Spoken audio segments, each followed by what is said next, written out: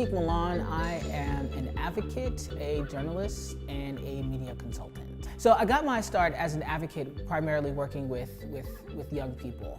And during my time working in nonprofits, I transitioned. I deliberately wanted to transition while I was doing this work because it felt like a safe place for me to transition, and it was a place where I can also be a model of possibility for the young people that I was working with. You know, being visible is very hard. You know, I'm visible about my professional life and my personal life. You know, and it's not always great. You know, it doesn't always feel good. So it's really important for us to see that we exist and that we're happy and that we're healthy and that we're loved. But at the same time, what's even more important is that we are in control of the images that we see. That's like the slippery slope. We can have all of this representation, but if the representation is stereotypical, if the representation is very base, it doesn't really get as complicated as, like, you know, because our lives are really complicated, are really beautiful. If we're getting typecast, that's another thing.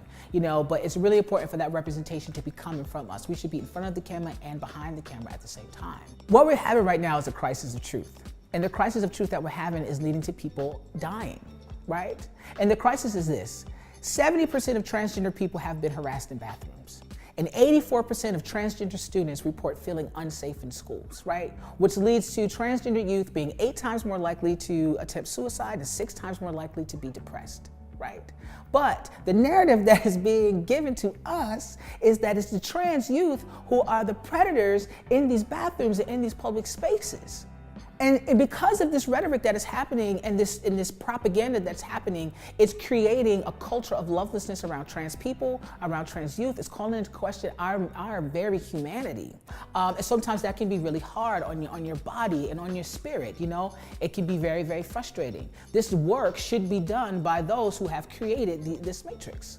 And that is really hard to see. And that's a conversation that I'm seeing in the public sphere every day. And those of us who are advocates are tasked with having to go up against this ridiculous rhetoric that we are some kind of way predators in our culture, when that is just unequivocally not true.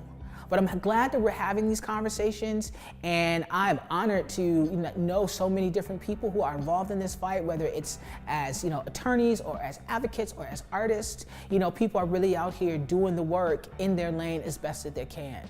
And I put a lot of my vulnerability on the line, and I tell a lot of my personal story as a part of this work.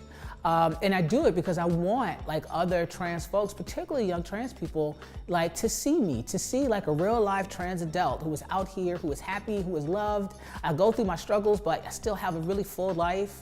You know, growing up was hard at times, but I made it through, and I want young people to know that they can make it through. I want other trans adults to know that they can make it through too, that there is a place for you in this world. I'm inspired every day by the work that we're doing. And I think we're going to get through this.